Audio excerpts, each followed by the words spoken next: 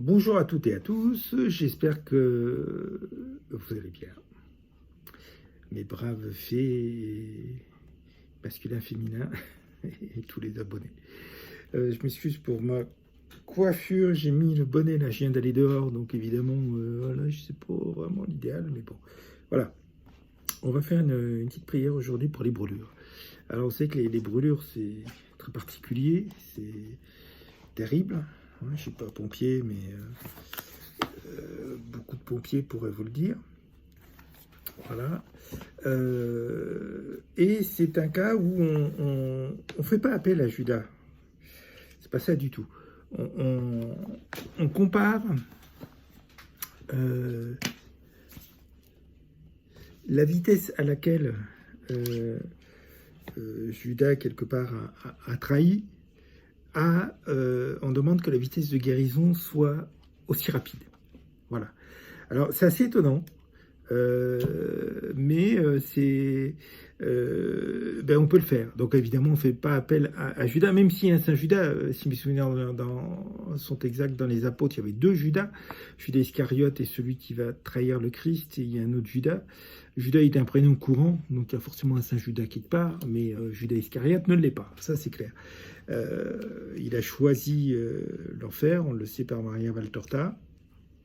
Pourtant, le Christ a montré jusqu'à ses parents, il l'a supplié de ne pas venir à Jérusalem la dernière fois.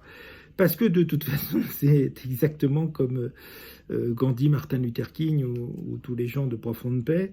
Ils savaient que si ce n'était pas Judas qui le trahirait, il y en aurait un autre. Bon, moi, Judas, il le connaissait. Hein, il fait partie de ses apôtres. Donc voilà, il a voulu venir. Il n'a pas voulu écouter le Christ comme il avait fait toujours. Ne pas écouter. Donc c'était très très compliqué.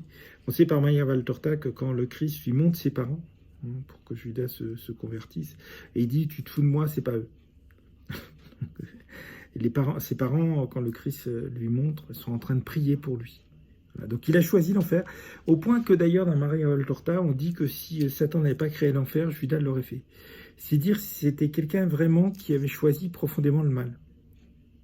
Voilà, c'est assez étonnant. Donc après tous les délires évangéliques selon Saint Judas et tout, le pauvre, il s'est sacrifié pour trahir Jésus. Mais vous plaisantez. Vous plaisantez.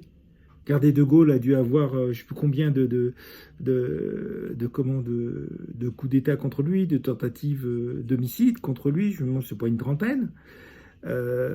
Martin Luther King, n'en parlons pas. Hein, il en a eu des tonnes. Le Mahatma Gandhi, c'est pareil. Et beaucoup de gens de paix. Je crois qu'on compte pas les tentatives d'assassinat qu'il y a eu avant que, entre guillemets, ce soit la bonne, que ce soit le moment pour eux de mourir, que Dieu accepte. Voilà, donc il est évident que le Christ gêne tellement, hein, parce que beaucoup de gens disent je suis satanique parce que je me rebelle contre la société actuelle et tout. Mais Satan, il s'est jamais rebellé contre la société classique. C'est le Christ qui l'a fait. Le Christ s'est rebellé toute sa vie. Toute sa vie.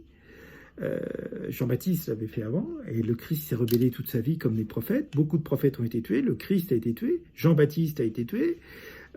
Voilà, parce que ce sont des rebelles. Satan, il est dans le roi de Jérusalem, il est tout ça. Lui, il veut les choses classiques pour lui. Il veut pas la justice, il veut pas l'égalité, il veut pas tout ça. Donc les gens se font berner quand il dit je suis satanique, je suis rebelle. Ben non, Satan, il n'est pas rebelle. Hein. Il est rebelle contre Dieu, oui, contre ses idées. Mais dans les positions politiques, il est forcément classique, hein, puisqu'il est contre la justice, etc. Donc il est forcément classique, il est pour l'ultra-libéralisme, il est pour tout ça, Satan. Ah, le Christ, certainement pas. Il l'a payé de sa vie. Comme Martin Luther King, comme Gandhi, qui sont quand même les plus célèbres, comme des tas d'autres. On peut citer Henri IV dans une moindre mesure, parce qu'Henri IV, il avait adhéré à son l'idée de Maximilien de Béthune, c'est Sully, hein, son premier ministre, mais Sully, il a pris le titre de Sully quand il a acheté le château de Sully-sur-Loire, dans le Loiret, mais en fait, il vient du Nord, c'est Maximilien de Béthune. Il avait adhéré à l'idée. Il était pour que tous les gens les plus pauvres puissent manger une poule au pot par semaine le dimanche. il avait complètement adhéré à l'idée de Maximilien de Bethune, à l'idée de son Premier ministre, qui voulait, lui, une plus grande égalité, que le peuple soit pas dans la misère comme ça. C'est exactement comme Charlemagne. Charlemagne qui est empereur, il adhère complètement à l'idée de son Premier ministre, qui est l'évêque Théodulphe, hein, qui a donc, c'est l'oratoire de Germigny-des-Prés, à côté de Saint-Benoît-sur-Loire, dans le Loiret. Hein, c'est là qu'il avait sa villa et son oratoire est devenu l'église, qui est la plus vieille église de France, ou une des plus vieilles, mais certainement la plus vieille. Alors évidemment, il y a des temples romains qui sont devenus églises. On parle de bâtiments construits en tant qu'église, hein, puisqu'elle a été consacrée en l'an 806, en janvier 806, en présence de Charlemagne. Ça fait un petit bout de temps quand même. Alors, on dit souvent le Mont-Saint-Michel, on a réussi à dater le Mont-Saint-Michel, la première chapelle en dessous a au moins un siècle. Au moins. Elle est du 9e, ou elle est du 10e ou du 11e siècle. Germigny-des-Prés, l'oratoire qui est devenu église, par la nef, évidemment, quand il transforme l'oratoire en église, il rajoute une nef, est consacrée en l'an 806. Si on peut admettre qu'ils ont mis quand même quelques années pour la faire, il y a des chances qu'elle ait commencé vers 790, 799. Il y a des chances que le début de sa construction soit au 8e siècle. Elle est finie au tout début du 9e. Hein. Saint-Michel, c'est beaucoup plus tard. Donc c'est considéré, si ce n'est, comme la plus vieille ou une des plus vieilles églises de France. Encore une fois, construite en tant qu'église. Parce qu'il y a des églises qui ont pris la place de temples romains, qui sont beaucoup plus âgés, mais qui n'avaient pas, les bâtiments n'avaient pas été construits en tant qu'église. Voilà. Donc vous voyez, il y a eu des gens comme ça et qui n'ont pas été suivis, qu'on a supprimés. Henri IV, c'est vrai qu'il était, il était très ouvert, Henri IV, hein, aussi bien pour son couple, d'ailleurs, on l'appelait le ver galant, V-E-R-T, hein, pas V-E-R, le ver qui est dans le jardin, le ver E-R-T. Quand on dit que qu'un homme est encore vert, c'est qu'il fait pas son âge et qu'il est très jeune. Voilà, donc le ver galant, voilà, ça veut bien dire ce que ça veut dire. Donc il a eu des tas de maîtresses. Faut quand même savoir qu'il a épousé ses deux épouses et deux reines pour des raisons politiques. Seulement, il n'avait pas le choix pour maintenir la paix et la fin de la guerre entre les protestants et les catholiques. Donc évidemment, la motivation n'est pas la même que quand vous épousez quelqu'un parce que vous êtes fou amoureux. Hein, là, évidemment... parce que ça va être quelque part, la tentation va être beaucoup plus facile. Donc, j'excuse pas, hein, je dis simplement que les conditions faisaient que elle facilitait certaines choses. Voilà. Mais en tout cas, Henri IV, lui, ce qu'il veut, c'est que son peuple soit heureux, et tous, protestants comme catholiques. Donc c'est vrai que Maximilien de Béthune, la poule au pot tous les dimanches, oui, c'est une idée. Il voulait que tous les plus pauvres puissent manger au moins une poule au pot le dimanche. C'était révolutionnaire à l'époque. Et je vous ai parlé de Charlemagne qui est beaucoup plus tôt, hein, puisque Ravaillac tue Henri IV en 1810, donc au XVIIe siècle. Hein. Charlemagne, c'est au 8e et 9e siècle, hein, donc c'est au XVIIe siècle, Ravaillac, donc c'est 7 à 8 siècles plus tard que Charlemagne. Donc Charlemagne, oui, comment il s'appelle, donc son évêque Théodulphe, qui était son premier ministre, qui lui voulait instaurer l'école obligatoire. Vous vous rendez compte, la modernité, si ça avait été fait à l'époque, que l'école soit instaurée obligatoire au 8e siècle, ou au 9e siècle. C'est impressionnant. Charlemagne suivait complètement son premier ministre là-dessus. Il l'a jamais contredit. D'ailleurs, il a toujours gardé Théodulphe, hein, son évêque, comme premier ministre. Il n'y a pas eu d'ambiguïté là-dessus. Hein. Bon, après, il est mort finalement assez jeune, et ensuite l'Empire a été partagé entre ses 3 fils, et puis après, les rivalités, les machins. C'est pour ça qu'après, ils ont mis, si vous voulez, la notion d'héritier. L'héritier était le fils. C'est la loi salique en France. Hein. Donc le fils aîné est l'héritier, le premier des fils. Même s'il y a 15 filles avant, c'est le premier des fils. Voilà. Ce qui n'est pas le cas en Angleterre. En Angleterre, je ne sais pas s'ils sont à égalité ou s'il n'y a pas de fils. Alors c'est forcément une fille, donc, comme dans le cas de la reine Elisabeth, puisqu'ils étaient 2 sœurs. Hein. elle et sa sœur Margaret. Par contre, je crois que la fille de William, elle doit être avant son fils. Mais le garçon prime. Mais la possibilité qu'une fille soit héritière, oui, ça a été le cas d'ailleurs pour Henri VIII, le fameux Henri VIII, ici femme d'Henri VIII, qui est l'origine de l'anglicanisme. Et donc voilà, ce qui n'est pas le cas en France. En France, c'est la loi salique, c'est forcément un garçon. S'il n'y a pas de garçon, alors on va pas faire comme en Égypte, où c'est le sang qui compte, donc on va faire épouser la fille avec un homme, un prince, une autre famille qui va devenir le pharaon, mais c'est le sang à travers la fille qui continue, le sang du pharaon d'avant. Là, non, c'est la fille qui devient l'héritière et qui devient reine. Voilà.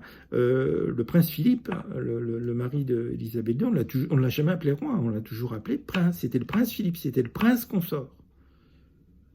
Voilà.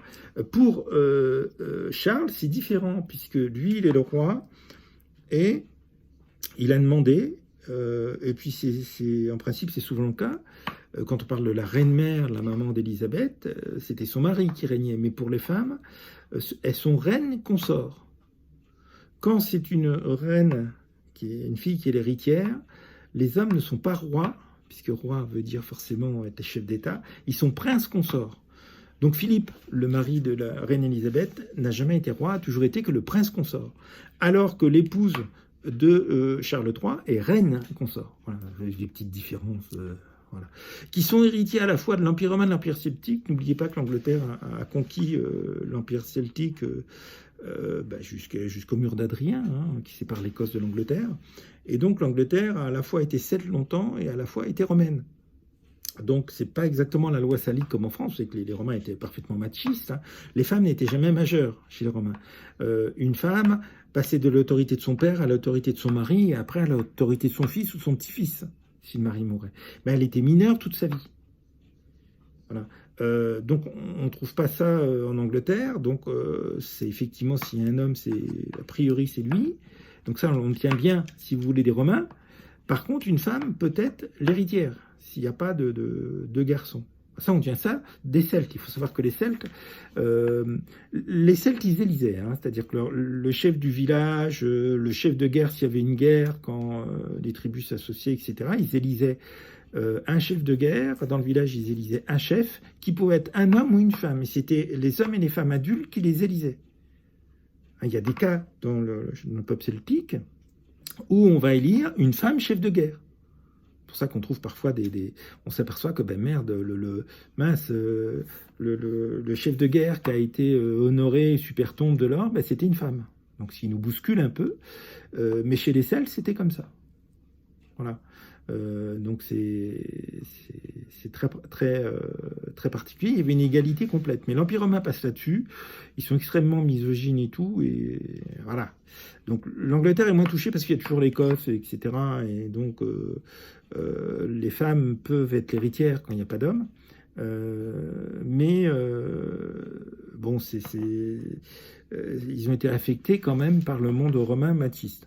Il faut être clair, le monde méditerranéen. Voilà.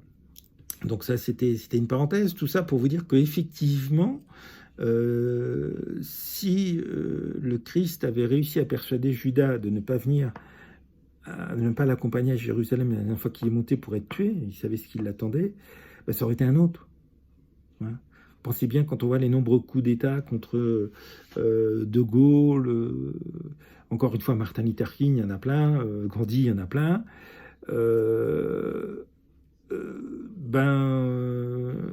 Ceux qui échouent, c'est pas eux qui recommencent, c'est d'autres.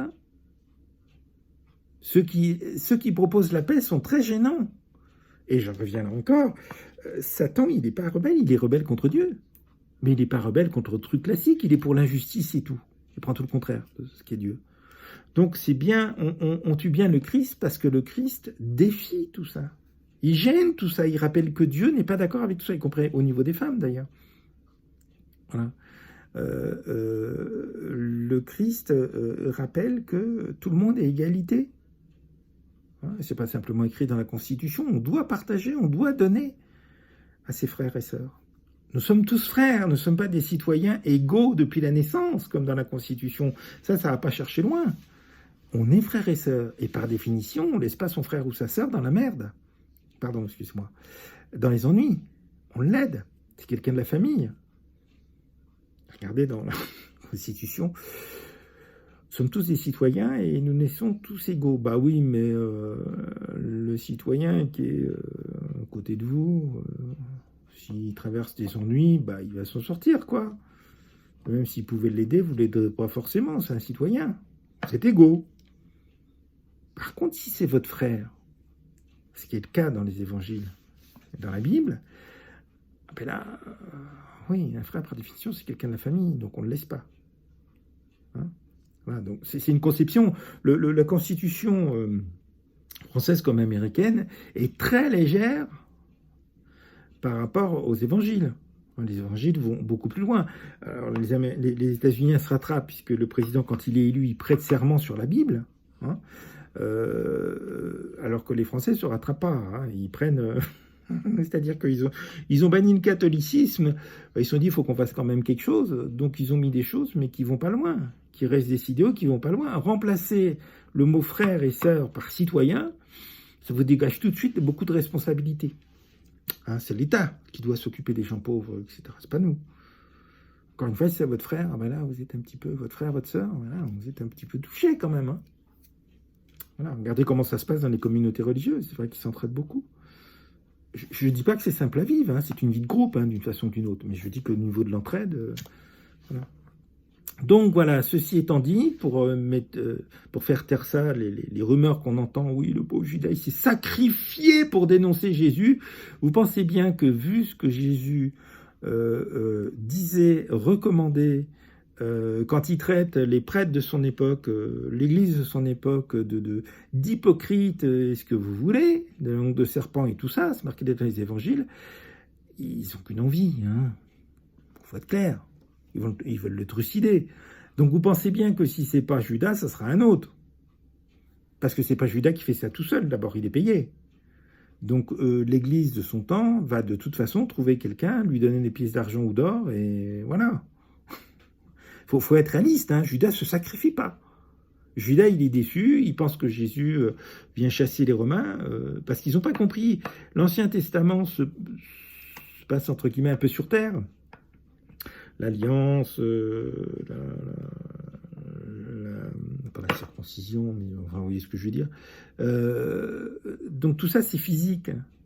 Le Christ, c'est la Jérusalem céleste. Avant de condamner Rome, tout ça, rendez à Rome ce qu'il y a à Rome, rendez à César ce qu'il y a à César, et à Dieu ce qu'il y a à Dieu. Regardez-vous, vous, hein, s'il sort de la paille et de la poutre. Avant de faire remarquer à ton voisin qu'il a une paille dans l'œil, regarde déjà la poutre que tu as dans le tien. Dans un des deux tiens. Et donc ça change tout. Là, c'est spirituel, là, ça gêne. C'est plus une tribu qui est méchante, qu'on doit se battre contre. C'est pas ça du tout. C'est ce que les hommes n'ont toujours pas compris. Hein, regardez là actuellement le coup de la Palestine, quand les gens confondent Palestine et Hamas. Non, personnellement, je ne soutiendrai pas le Hamas. Quand on voit ce qu'ils ont fait le 7 octobre, quand on voit... Mais je suis désolé, mais il faut être d'une lâcheté pas possible.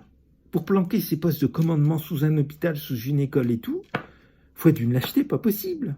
Votre soi-disant peuple ne vaut rien si vous faites ça. Vous savez le poste de commandement de la résistance à Paris où il était?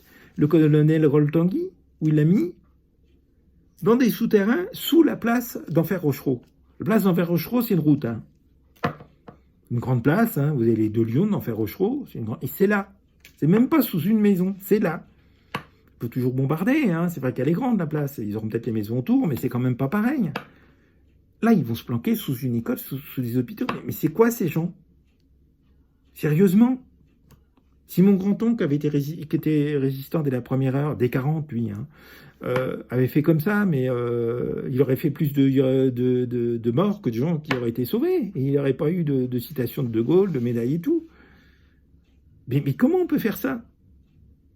Que représente le peuple, soi-disant, pour lequel vous vous défendez?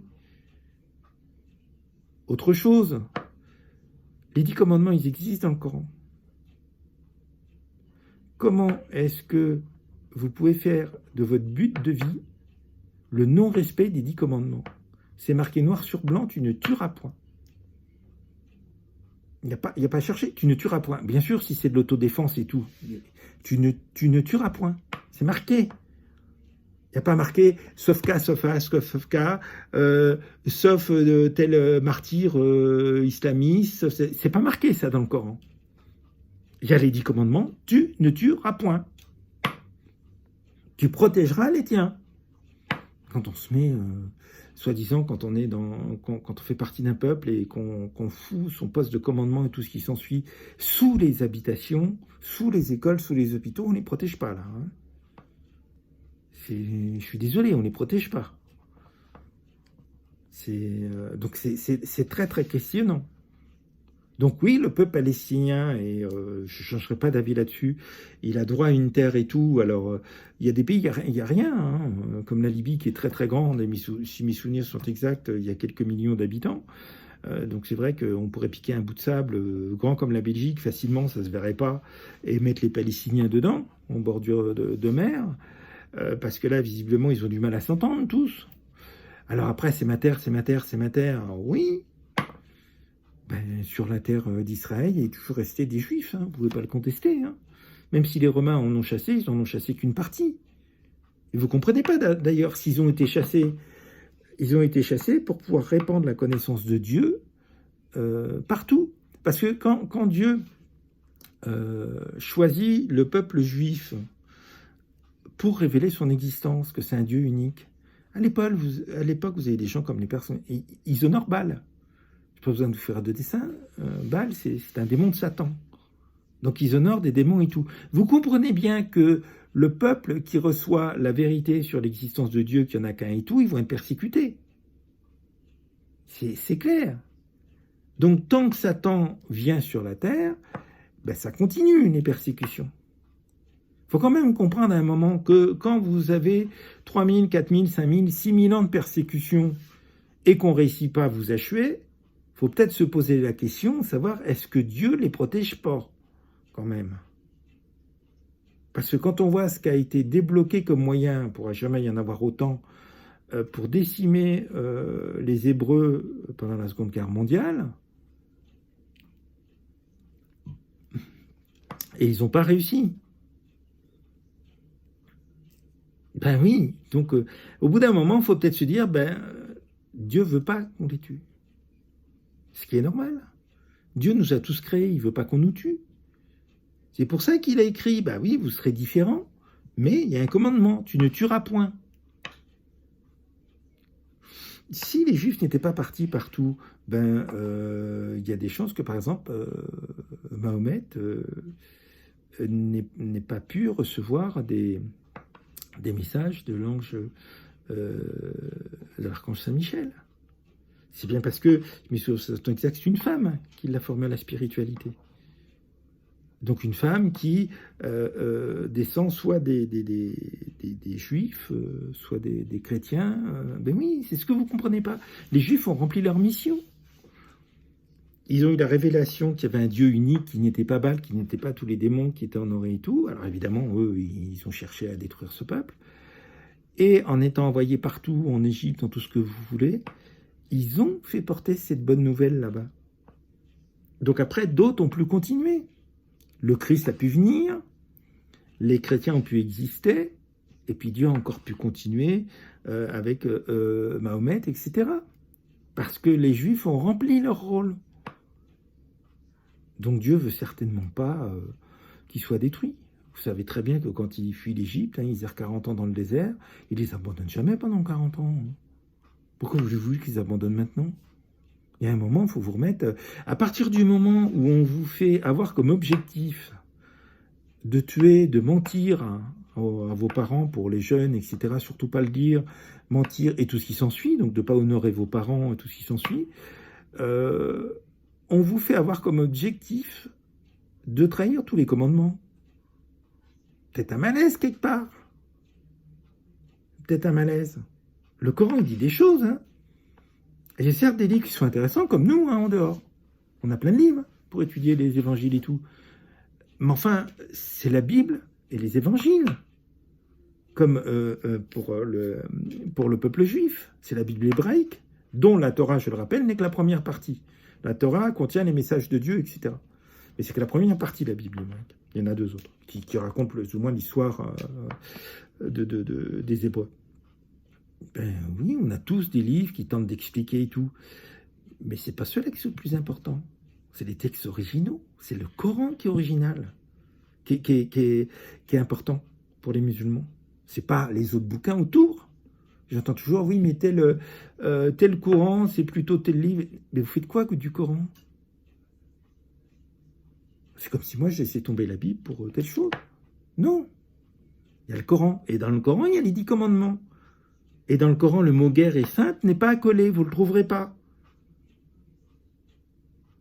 Donc vous voyez, quand on vous fait devenir des martyrs, ben vous n'êtes pas martyr. Hein. Quand vous tuez un bébé, vous n'êtes pas martyr. Hein. C'est le bébé qui est martyr. Hein. Je ne pense pas que ça fasse plaisir à Dieu qui a créé cette vie, que vous tuiez les vies que Dieu crée. Il ne crée pas des vies pour qu'on les tue, puisque son commandement, c'est vous ne tuerez point. S'il ne veut pas une vie, il ne va pas la créer. Hein. Ça s'arrête là. Hein. Bon. Donc il est très clair, dans le « vous ne tuerez point », même si ce sont des gens différents. Il n'y a que dans le cas de... si on n'a pas le choix. Dans le cas d'une guerre, dans le cas d'une... Et c'est de l'autodéfense, quand vous êtes sur le front et tout. Vous n'allez pas chercher les gens, comme ça a été le cas le 7 octobre, comme ça a été le cas des Allemands, qui cherchaient les Juifs et autres, pour les supprimer. Faut vous poser des questions, d'ailleurs, le lien entre les islamistes avec avec les nazis. Je vous rappelle que Hitler va recevoir au Berghof, sa résidence, qui n'est pas le Nid d'Aigle, ça n'a rien à voir, qui existe toujours, le Nid d'Aigle, qui est un endroit où il a fait les mariages, il ne met pas le Nid d'Aigle. Donc le mariage de la sœur d'Eva Braun s'est fait là, il est venu quelques fois, mais sa maison c'était le Berghof, avec tous les gardes autour, tous ces ministres, Göring, machin, Goebbels, qui avaient même des petits palais à côté, etc. Donc il a reçu le mufti de Jérusalem, pour s'entendre, pour passer des contrats, pour détruire les Juifs. Ça part de là. Je vous rappelle qu'il y avait des bataillons de musulmans dans l'armée hitlérienne, dans l'armée nazie. Ce sont des faits. Il y a des films, on les voit. Je vous rappelle que beaucoup de nazis qui sont partis, ils ne sont pas partis qu'en Amérique du Sud. Il y en a qui ont été en Égypte. Il y en a qui ont été, je crois, en Cisjordanie. Beaucoup ont été dans le Moyen-Orient et ont formé à poser des questions, à faire parler les gens, l'armée, etc. Donc posez-vous la question d'où viennent les courants islamistes, etc. Et ne trahissez pas les commandements qui sont dans le Coran. Vous pouvez attacher de l'importance à autant de livres que vous voulez, c'est le Coran. Et dans le Coran, il y a les 10 commandements. Vous pouvez dire ce que vous voulez, ça ne change pas. Ça ne change pas. Donc voilà, Judas. Là, donc pour les brûlures, j'en reviens à mon truc, on s'adresse à la Trinité. La Trinité qui gêne beaucoup de gens. Oui, un seul Dieu en 3 personnes, et où est le problème? Voilà. Où est le problème? Un couple, c'est en 2 personnes. Quand on a un enfant, c'est en 2 personnes. Mais c'est un seul couple. Donc la Trinité, je vous rappelle que Dieu est incréé, il a toujours été là, ce qui nous, avec le fait qu'on vive dans la vie, dans le monde matériel avec la notion de temps, on ne peut pas concevoir. Bon. Et le premier être qui crée, alors il ne le crée pas, il l'engendre, c'est très clair. Dieu est Père et Mère, il l'engendre, c'est le Christ. Et dès que le Christ est né, l'amour du Christ pour le Père, l'amour du Père pour le Christ vont donner naissance à l'Esprit Saint.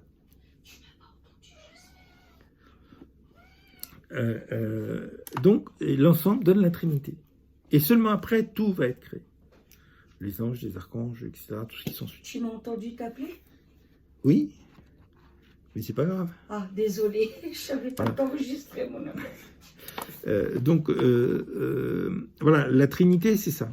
Un seul Dieu en 3 personnes. Vous avez sur Terre des fonctions qui sont tenues par 2, 3 personnes ou plus. Regardez, dans une commune, c'est le maire et les conseillers municipaux, c'est-à-dire le conseil municipal entier qui a l'autorité sur la commune. Regardez, en France, c'est bien le Premier ministre et le président qui ont l'autorité totale. Ils sont deux personnes. Voilà, donc c'est pas nouveau que quelque part pour un même poste, on partage en plusieurs personnes. C'est vraiment pas nouveau. Voilà. Et bien là, c'est pareil. Dieu, c'est la vie. Il ne peut pas donner la mort. Il ne peut donner que la vie. C'est Satan qui donne la mort. Il ne faut pas confondre. Mais Dieu ne donne que la vie. De la plus petite pâquerette ou du petit brin d'herbe à la sauterelle, etc., jusqu'à nous et tous les autres êtres humains et l'univers. Voilà, c'est ce qui est la vie. Dieu, c'est la vie. Satan va créer la mort. Et tout un tas de choses. Et les carnivores, parce qu'il est évident, Saint François le dit, les lions mangeront de l'herbe et tout. Ben oui, c'est évident que personne ne devait être carnivore, ni animaux, ni humains, et que c'était au départ simplement l'herbe. Parce que l'herbe repousse, l'herbe sèche, l'herbe et les plantes. Ça ramène au tofu, le tofu qui est le goût de viande, etc., qui est du végétal, voilà. Tiens, je voulais te donner ton chocolat noir, en fait. Merci. J'apprécie. Chocolat noir. Voilà. C'est pour ça que je t'avais appelé, je voulais te faire la surprise. D'accord. Donc voilà, Satan a essayé de donner la mort partout. Il faut bien comprendre qu'avant le péché originel, je rappelle comme ça, oui, c'est quand même une femme qui a fait le péché originel. Je rappelle que Adam ne s'est pas jeté sur Ève, pour dire non, ne fais pas ça, ne désobéis pas à Dieu. Parce que c'est ça le principe de manger la pomme. Elle a manipulé quand même. C'est la désobéissance à Dieu. Et jamais Adam a essayé de dissuader Ève. Vous ne le trouvez pas dans la Genèse, à mon avis, ni dans le Coran, ni dans la Bible hébraïque non plus. Adam ne s'est pas précipité sur Ève pour dire ne fais pas ça. Donc vous voyez ce que je pense au niveau du péché originel juste accordé à Ève. On est bien d'accord. Il l'a laissé faire. Il n'y a pas de manipulation. Le seul qui manipule, c'est le serpent, c'est-à-dire c'est Satan. Et Marie, dans je ne sais plus quelle apparition, explique qu'il était très brillant et tout. C'est vrai qu'il était très attirant. Je vous rappelle que le premier nom de Satan, c'est Lucifer, qui veut dire la lumière. Donc voilà, il dupe facilement les gens là-dessus. Mais en aucun cas, Adam, qui avait toute sa liberté, a essayé de le dissuader. Donc c'est bien les deux. C'est bien pour ça qu'on crée un nouvel Adam, un nouvel Ève. La nouvelle Ève, c'est Marie. Ils doivent être des humains. Et Dieu fait homme par le Christ. Donc le Christ qui est 100% humain, 100% Dieu, doit être humain aussi. Donc il va naître d'une femme, la Vierge Marie. Et forcément que le Christ ne peut paraître sur terre que comme un homme, puisqu'il est une nouvelle Ève, le nouvel Adam, puisque Marie est la nouvelle Ève. Donc le Christ ne peut pas être autrement que le nouvel Adam. Donc il peut apparaître sur terre qu'en tant qu'homme. Voilà. Alors, je vous rappelle qu'on est en train de découvrir également, il n'y a pas que les Celtes, où les chefs étaient élus et pouvaient être des femmes, des hommes, y compris les chefs de guerre. Je vous rappelle qu'on découvre que au néolithique, là c'est le plein boom, on avait toujours cru jusqu'ici que les hommes partaient à la guerre et les femmes faisaient la cueillette des fruits, des machins, des trucs. On s'aperçoit que ce n'est pas le cas du tout. Que les femmes participaient aussi, par exemple, à l'attaque des mammouths, etc. Ils étaient également chasseuses ou chasseresses. Si on utilise le mot toujours chasseresse. Dans Diane, chasseresse, etc., dans les tableaux, etc. Donc, on découvre de plus en plus que les femmes, oui, faisaient la même chose que les hommes. On est au néolithique, je vous rappelle. Donc, participer à la chasse comme les hommes, etc. Voilà, et on le découvre de plus en plus. Voilà. On a de plus en plus de preuves. C'est un détail. Donc, voilà pour le Christ, voilà pour Marie, pour la Trinité, et puis il faut laisser faire à Dieu. On a tendance à penser que la création s'arrête à ce qu'on voit, à ce qu'on comprend sur Terre. C'est pas exactement ça. Il est évident que là où Dieu vit, c'est pas du tout comme sur Terre. Ni dans le fonctionnement, ni dans les couleurs, ni dans la beauté. Le péché originel a tout trahi, tout changé. Donc ça ne se passe pas du tout comme c'est sur Terre. Donc on risque d'être très surpris, parce que c'est pas du tout comme on s'imagine en fonction de ce qu'on vit sur Terre. C'est pas ça du tout. Déjà, je vous rappelle qu'on n'a pas notre corps. Hein. Vous savez très bien comme le cercueil, le corps, voilà, où il est cramé. Donc c'est l'âme. Voilà. Et qui dit âme, ça veut dire qu'on est comme les anges. Donc pas de sexe. Faut que ce soit très clair. Voilà, donc il y a des choses comme ça qu'il faut... parce que on n'aura pas la même fonction auprès de Dieu que ici. Beaucoup de gens meurent ici parce que leur rôle, Dieu le sait, d'abord il choisit le meilleur moment pour qu'ils choisissent l'amour, mais également ce qu'ils pourront faire là-bas sera plus important que ce qu'ils peuvent faire suivant leur ou ce qu'ils sont devenus dans leur état sur Terre. Donc c'est souvent à ce moment-là que Dieu les emmène. Au meilleur moment pour qu'ils choisissent Dieu et pour qu'ils soient le plus efficaces pour le membre de leur famille, etc. Voilà.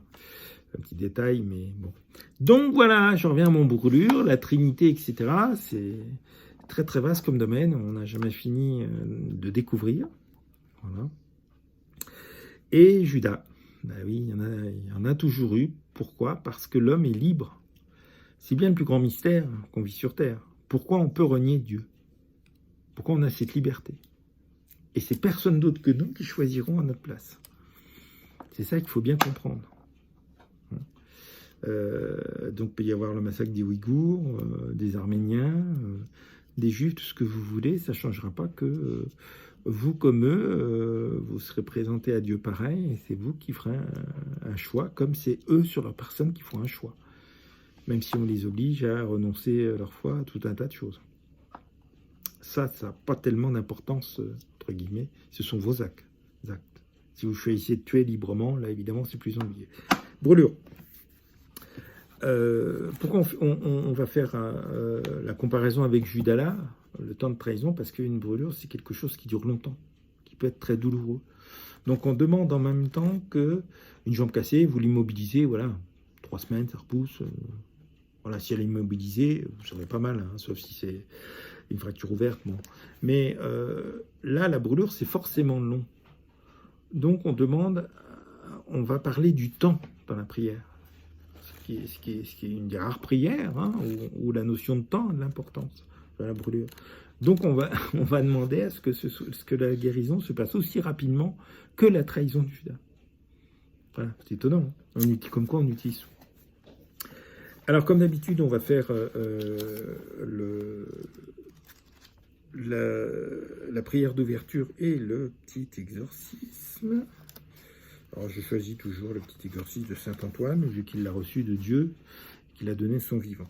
À la petite prière d'ouverture, il n'y a pas de petite prière ou de grande, c'est suivant le cœur avec lequel vous la dites. Au nom du Père et du Fils et du Saint-Esprit, Amen.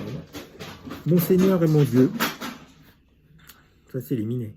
Mon Seigneur et mon Dieu, si cela est conforme à ta volonté et à ta justice, je vous rappelle que le mot justice vient de ajuster.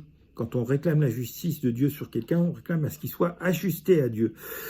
Ça veut dire une prise de conscience très forte, parfois douloureuse, mais vous êtes sûr qu'il n'emmerdera plus personne, ça c'est certain.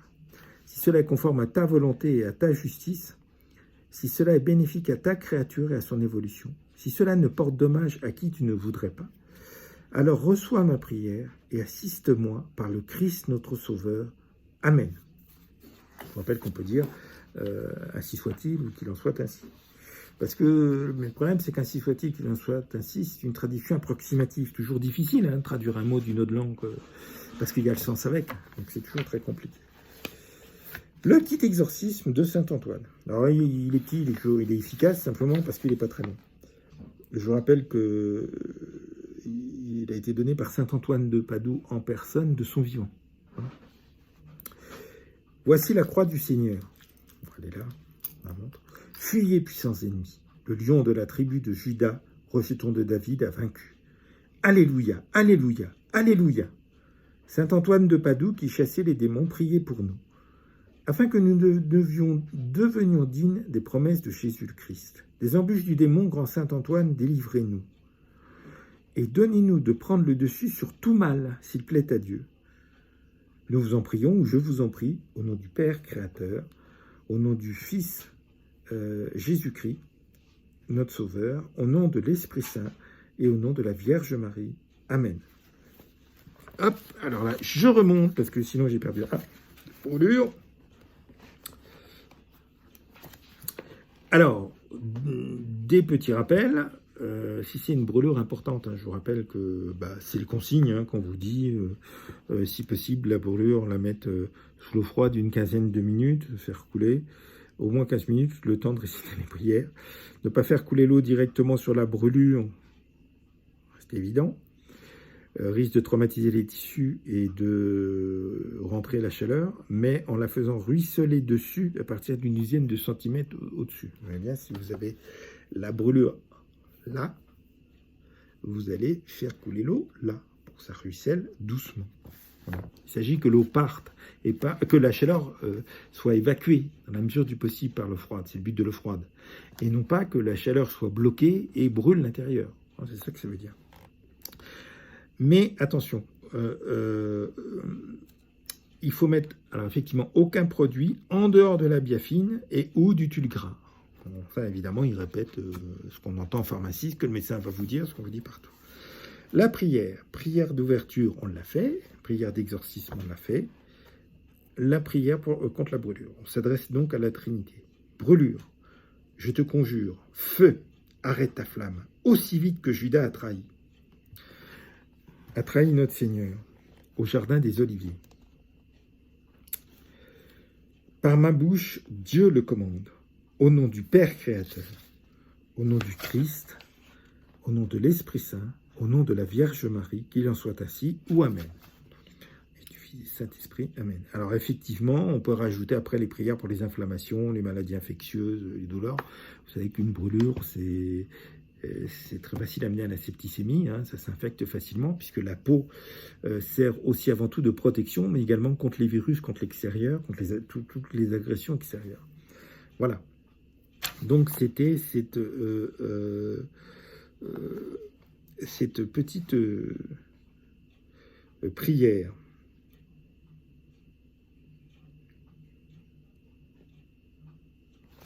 Voilà, donc vous voyez, c'est intéressant, je vous la relis. Brûlure, je te conjure, feu, arrête ta flamme. Aussi vite que Judas a trahi notre Seigneur au jardin des Oliviers. Par ma bouche, Dieu le commande. Au nom du Père créateur, au nom du Fils Jésus-Christ, au nom de l'Esprit Saint, au nom de la Vierge Marie. Amen. Au nom du Père et du Fils et du Saint-Esprit. Amen. Alors, je ne sais plus si on a fait les maladies infectieuses et douleurs, mais je le ferai ensuite. Voilà, je vous souhaite une bonne matinée, une bonne journée, une bonne soirée. J'espère que je ne vous ai pas trop ennuyé. Il est bon qu'on on se rappelle des choses. Je vous envoie à l'imam de Drancy et à d'autres imams, en particulier celui de Bordeaux, qui ont été très explicites concernant les massacres du 7 octobre et en ce qu'est le Hamas.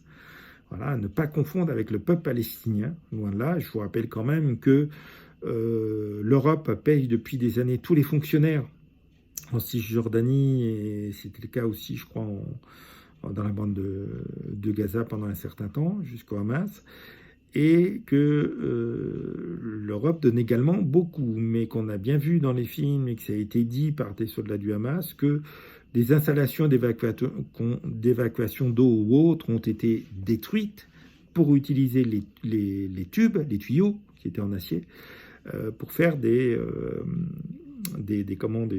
missiles, ou etc. Alors évidemment, ils ne sont pas prévus pour ça. Ce qui explique que, a priori, d'après les Israéliens et d'après ce que les satellites ont pu constater, un tiers des tirs des choses faites à la main, qui sont tirées, explosent sur place, ou dans la bande de Gaza, mais ne vont pas plus loin. Ben oui, vous utilisez du matériel qui n'est pas fait pour. Je suis désolé, même si un tuyau d'évacuation en acier est solide, c'est pas fait pour supporter la pression d'un missile ni tout ce qui s'ensuit. Donc voilà, l'accélération, tout ce qui s'ensuit. Donc il y aura forcément des effets secondaires. Donc Dieu vous permettra pas d'imputer à d'autres ce qui est de votre responsabilité. C'est ça. Devant Dieu, on assume ce qu'on a fait, ce qu'on a choisi de faire. On a choisi d'obéir à un ordre ou pas, on a choisi de faire. on a choisi de tuer, alors que c'est expressément marqué dans le Coran, dans la Bible hébraïque et dans la Sainte Bible des chrétiens, tu ne tueras point. Tu ne mentiras pas à tes parents, tu leur feras honneur et tout ce qui s'ensuit. À peu près tout ce qui est trahi, quand on se transforme en martyr, entre guillemets, c'est les autres qu'on martyrise, hein, on n'est pas un martyr, on est celui qui martyrise les autres. On trahit, Satan nous fait trahir absolument les 10 commandements, ça c'est clair, parce qu'il espère qu'on le choisira à notre mort. Voilà, donc bon courage à tous, que Dieu soit en paix, hein, et amène la paix sur vous.